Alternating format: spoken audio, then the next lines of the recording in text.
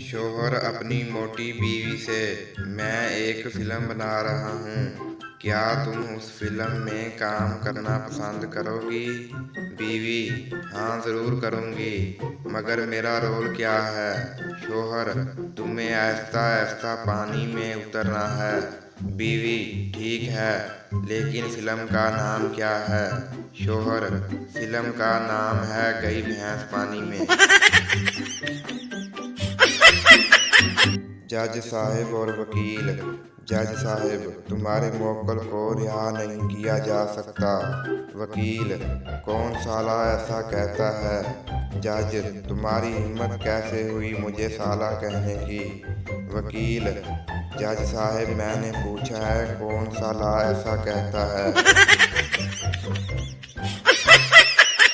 लड़का और लड़की: लड़की: मेरी सालगिरह का तोहफा किधर है? लड़का: वो सामने सुर्ख रंग की गाड़ी देख रही हो? लड़की खुश होते हुए बोली: वाह जी वाह।